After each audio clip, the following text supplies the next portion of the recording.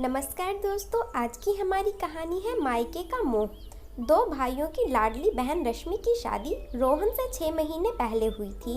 रश्मि के ससुराल में सास के अलावा एक देवर व छोटी ननद थी।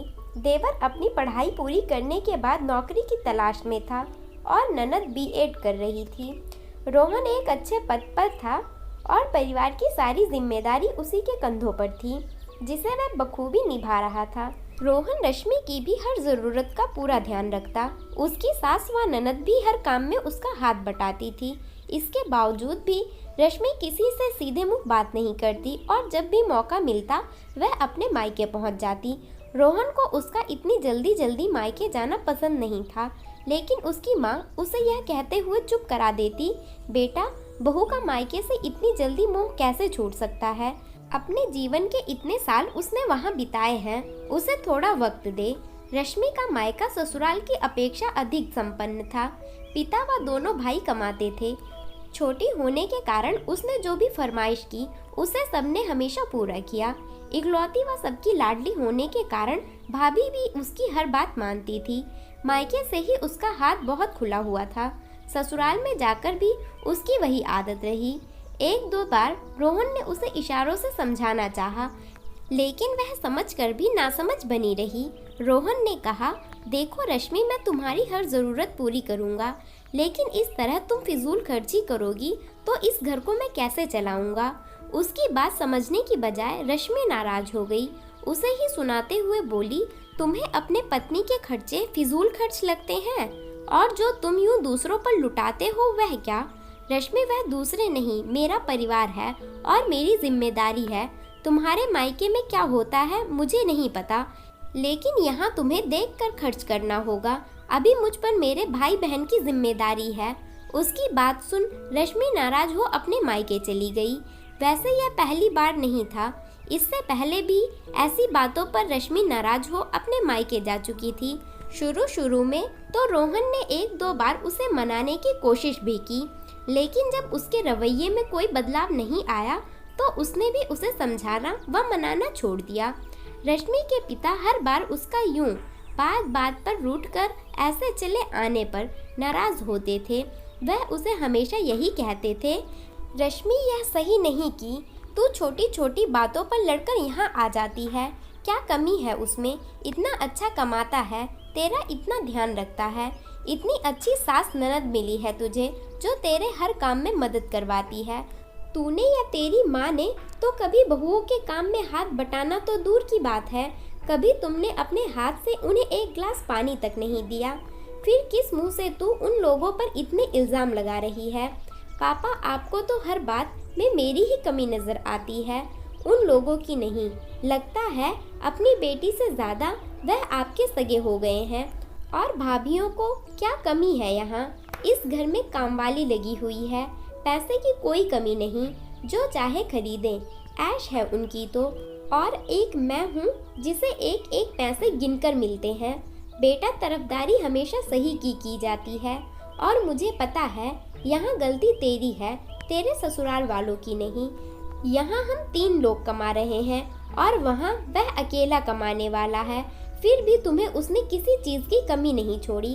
पैसे ही सब कुछ नहीं होते, रिश्ते में मान सम्मान भी होना चाहिए, जो तुमने और तुम्हारी माँ ने कभी अपनी भाभियों को नहीं दिया। मुझे फक्र है अपने दामाद व उनके परिवार पर, और एक दिन तुम भी इस बात को मानोगी। बस मुझे डर है कि जब तक तुम्हें समझ आएगी कहीं देर ना हो जाए। दिन यूं ही बीतते रहे। रश्मि एक बेटे की माँ बन गई और उसके देवर की भी नौकरी लग गई, लेकिन रश्मि में सुधार फिर भी नहीं आया। एक दिन रश्मि को खबर मिली थी, हृदय गति रुकने के कारण उसके पिता चल बसे। रश्मि को इस खबर से गहरा सदमा लगा। उसकी सास ने उसे किसी तरह संभाला और कहा, बहू, अभी कुछ दिन तुम अपनी माँ के यहाँ ही रहो और उन्हें सहारा देना। यहाँ की चिंता मत करना, मैं सब संभाल लूँगी। महीना भर वहाँ रुकने के बाद रश्मि घर वापस आ गई। रश्मि की ननद का रिश्ता पक्का हो गया और अगले महीने शादी थी। पूरा परिवार शादी की तैयारियों में लगा था। एक दिन रश्मि की माँ का फ़ोन आया और उन्होंने बताया कि दोनों भाई अलग हो गए हैं। रश्मि को सुनकर बहुत बुरा लगा। उसे अपनी माँ की फिक्र हो रही थी कि पता नहीं वह लोग माँ का ध्यान रख भी रहे होंगे या नहीं। उसने रोहन को कहा, मैं 2-4 दिनों के लिए मायके जा रही हूँ। यह सुन वह बोला, रश्मि तुम देख रही हो शादी का घर है और कितना काम है, तुम शादी के बाद चली जाना। अभी तुम्हारी यहाँ पर ज़्यादा ज़रूरत है। तुम्हें हमेशा अपने परिवार की लगी रहती है। वहाँ मेरी माँ अकेली हैं, उन्हें भी तो मेरी ज़रूरत है। अकेली क्यों हैं? तुम्हारे दोनों भाई भी तो हैं और कल ही मेरी उनसे बात हुई थी तो उन्होंने बताया था कि यहाँ पर सब कुछ ठीक है। रश्मि, अगर दोनों भाई अलग भी हो गए हैं तो यह उनके घर का मामला है। तुम्हारा हर बात में वहाँ हस्तक्षेप करना सही नहीं। रश्मि ने उसकी एक न सुनी और गुस्से में वह अपने मायके चली गई। जब वह पहुंची तो उसने देखा उसकी माँ खाना बना रही थी। यह देख उसे बहुत बुरा लगा। उसने माँ से पूछा, भाभी कहाँ है? तो उन्होंने बताया कि उसकी तबीयत खराब है, वह आराम कर रही है। ऐसी भी क्या तबीयत खराब कि 2-4 रोटियां भी ना बना सके। पापा के जाने के बाद लगता है सबके पर निकल आए हैं। मैं अभी भैया से बात करती हूँ। अरे इतना गुस्सा क्यों हो रही है? 2 रोटियां बनाने में मैं किस थोड़ी ना जाऊंगी। वह तो हमेशा ही मेरी सेवा करती है। आज मैं कर दूंगी तो कुछ हो जाएगा क्या? तभी उसका भाई नीचे आया और उसे देख खुश होते हुए बोला, और रश्मि कब आई तू? और इतने गुस्से में क्यों है? गुस्सा होने की बात नहीं क्या? पापा के जाते ही आपने माँ को घर की नौकरानी बना छोड़ा। यह क्या बात कह रही है तू रश्मि? सही कह रही हूँ। माँ खाना बनाए और भाभी आराम करें, यह कहाँ का रिवाज है? बिना कुछ जाने इतनी बड़ी बात तूने कैसे कह दी? तुझे पता है तेरी भाभी की कितनी हालत खराब है, वह बिस्तर से उठ भी नहीं पा रही। बड़ी भाभी की माँ बीमार थी इसलिए वह उनसे मिलने गई है, नहीं तो खाना वह ही बना देती आज। वैसे रश्मि, मैं कहना तो नहीं चाहता था, लेकिन तूने इतनी बड़ी बात कह दी तो मुझे कहने पर मजबूर होना पड़ रहा है। क्या तुमने अपने ससुराल में अपने बहू होने के सारे फर्ज निभाए? 4 साल हो गए तुम्हारी शादी को, कितना रही तू वहाँ पर? हर महीने रूठ कर तो तू आ जाती हो। पापा तुम्हें समझाते समझाते ही इस दुनिया से चले गए। जब तुमने पापा की ही बात नहीं मानी तो अपनी सास व पति की कितनी मानती होगी, यह तो तू अच्छे से जानती है। अपने घर का काम करने से कोई छोटा नहीं होता।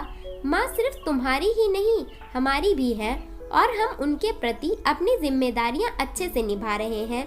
यकीन ना हो तो तुम माँ से पूछ लो। अब पापा नहीं है इसलिए बड़े होने के नाते हम तुम्हें समझा रहे हैं। तुम अपने घर पर ध्यान दो, अपने ससुराल वालों के प्रति जो तुम्हारे फर्ज हैं उन्हें निभाओ। एक बहन बेटी की तरह यहाँ आओ, रहो। तुम्हारा यहाँ हमेशा स्वागत रहेगा, लेकिन यूँ अनावश्यक यहाँ के मामले में दखल मत दो। यहाँ हम दोनों भाई मिलकर संभाल लेंगे। तुम अपने घर परिवार को देखो। रश्मि, इन बातों का बुरा मत मानना। मैं तो बस यही चाहता हूँ कि मेरी बहन का घर परिवार हमेशा सुखी रहे और हमारे रिश्ते में भी हमेशा यूं ही मिठास बनी रहे। हाँ बेटा, तेरा भाई सही कह रहा है। अब ये दोनों ही तेरे पिता की जगह हैं। मेरी चिंता मत कर, मेरी देखभाल के लिए ये सब हैं। बस तू अपनी गृहस्थी पर ध्यान दे। तेरी ननद की शादी है, वहाँ जाकर काम संभाल। इसी में तुम्हारी बड़ाई व मान सम्मान है। शाम को रश्मि अपने ससुराल वापस लौट आई। उसे देखकर रोहन को सुखद आश्चर्य हुआ। रश्मि ने अपनी ननद की शादी में बढ़ चढ़कर काम किया। साथ ही उसने अब बात बात पर रूठने की आदत छोड़ अपनी गृहस्थी पर भी ध्यान देना शुरू कर दिया था। दोस्तों, कहानी पसंद आई हो तो वीडियो को लाइक और चैनल को सब्सक्राइब करें। धन्यवाद।